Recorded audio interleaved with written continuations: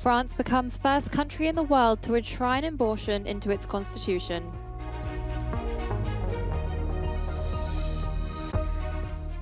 One killed in missile attack on Israel's northern border as UN High Commissioner for Human Rights calls conflict a powder keg. Ukraine denies farm products are harming EU farmers' incomes. Brussels has fined Apple €1.8 billion for breaking EU competition law in its distribution of music streaming apps.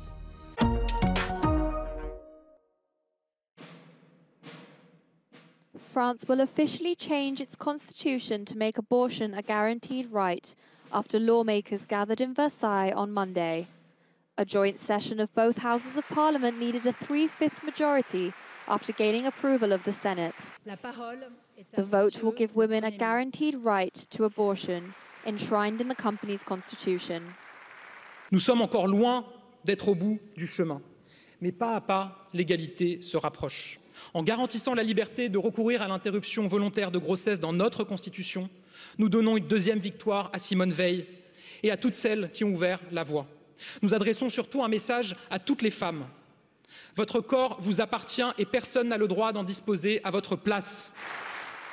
The measure had been backed by French President Emmanuel Macron, who vowed to enshrine abortion in the Constitution after the US Supreme Court overturned the right for the procedure in 2022 in the United States.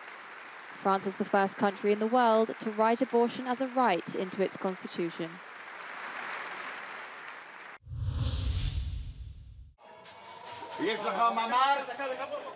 A missile attack on Israel's northern border has killed one foreign national and wounded several others.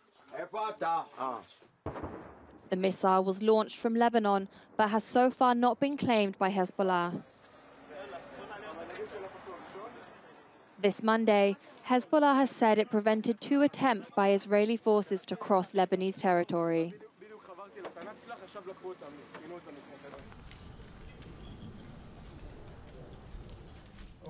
The Arab League Council has met to discuss the crisis in Gaza and asked for more aid to be sent to the territory, as attempts are being made to reach a ceasefire agreement.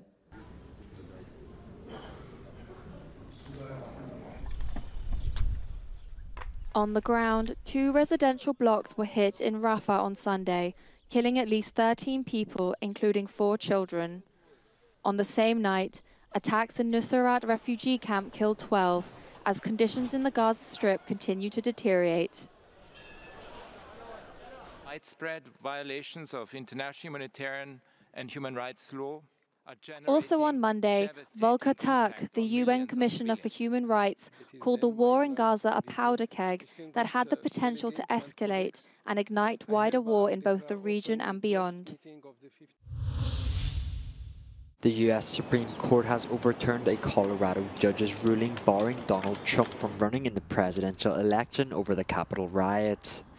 The panel of 9 justices ruled that, without prior action from Congress, states alone cannot invoke a constitutional provision to keep candidates off the ballot. The Supreme Court's intervention also strikes down actions against Trump by Maine and Illinois. It comes a day before the Super Tuesday round of Republican voting, which appears set to confirm Trump as the party's candidate. Ukraine denies claims by Polish and other EU farmers that farm exports are damaging their income. Polish farmers are sabotaging Ukrainian grain while blocking border points between both countries.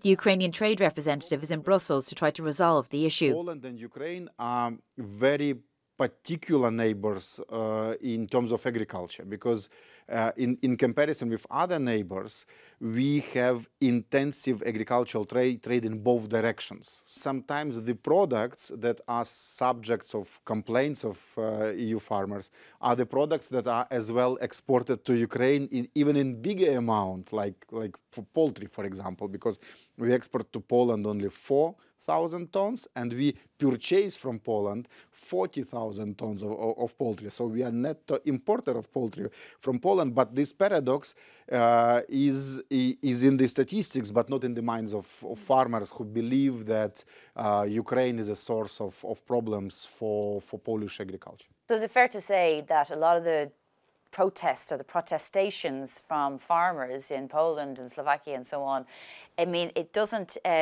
stand up to scrutiny, essentially, that the problem isn't as bad as they're making it out to be and can easily actually be reconciled? If this problem is tackled in classical EU way, with analysis, figures, boring decisions, committees, etc., it can be tackled easily. But now we have like a new political era in the EU with a lot of protests, with a lot of emotions, and this is something new that we need to learn how to tackle, both within the EU and for Ukraine, because it will impact our accession process. And on that, are you confident that the EU has your back here, that it will defend the reality rather than the emotions? I really believe in EU institutions' experience on how to manage very contradicting interests. And this is exactly the topic of Green Deal, because Green Deal is the, let's say, is number one in ranking of protest of farmers across Europe. Ukraine is a solution for the problem of Green Deal and farmers, because Ukrainian farmers use less fertilizers, less pesticides. We have more land that can be free, as it was proposed within Green Deal. So this 4% of land that should be, let's say, less used for agricultural purposes. So if you include Ukraine into this equation, you can be surprised that the goals of climate policy as proposed by the EU and the interests of farmers can be, let's say, equalized and can be balanced. Okay, Minister, thank you very much for joining us this morning. Brussels has ordered Apple to pay a fine of 1.8 billion euros for breaking EU competition law in its distribution of music streaming apps. The European Commission found Apple had blocked users of its App Store from switching to cheaper music subscription alternatives. It follows a 4-year probe launched after Swedish company Spotify filed a complaint in 2019. This is illegal, and it has impacted millions of European consumers. They were not able to make a free choice as to where, how, and at what prices to buy music streaming subscriptions. It is the first time that the Commission has fined Apple and the third biggest antitrust levy it has ever issued. The move is part of Brussels' plan to rein in the power of big tech companies that abuse their market dominance under the Digital Markets Act. The Commission says holding big tech to account will help small European businesses thrive. It is of fundamental importance to hold companies like Apple accountable for their violation of EU law. Today's decision shows that competition law continues to provide a very powerful basis to tackle illegal behavior by companies like Apple to the benefit of consumers. And it will work hand in hand with the DMA to ensure that digital markets work, that they indeed deliver for people. Similar levies against Google are currently being appealed in courts. Apple has said it will also challenge the decision and claims Spotify's success story as the largest music streaming app in the world is partly due to the support it has received from Apple and its App Store.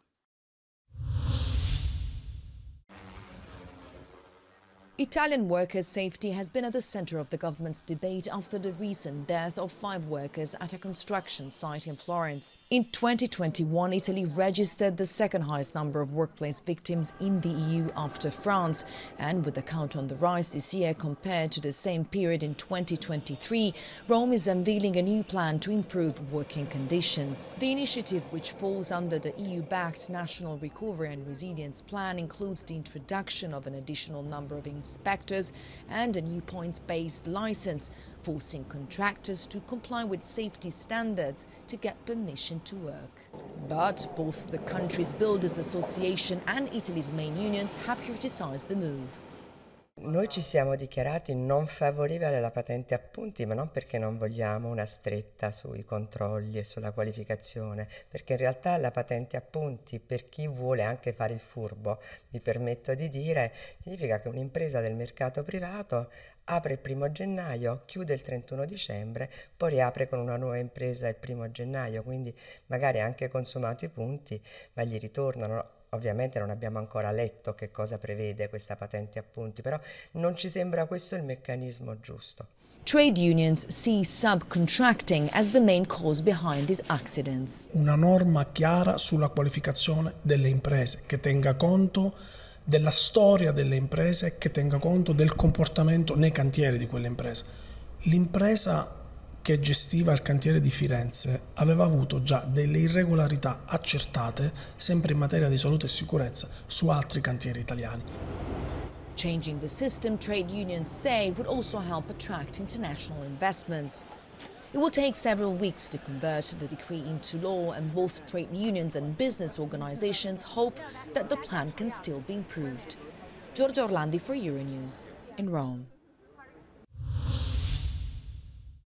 4 astronauts are heading to the International Space Station on a SpaceX ship where they will stay for 6 months. SpaceX's Falcon rocket blasted off from the Kennedy Space Center, carrying 3 US and 1 Russian astronauts. The astronauts are due to reach the orbiting lab on Tuesday. They will replace a crew from the US, Denmark, Japan and Russia who have been there since August. Crew 8 is the 8th rotation mission of SpaceX's human transport system. It's the 9th flight with astronauts to the space station through NASA's Commercial Crew program.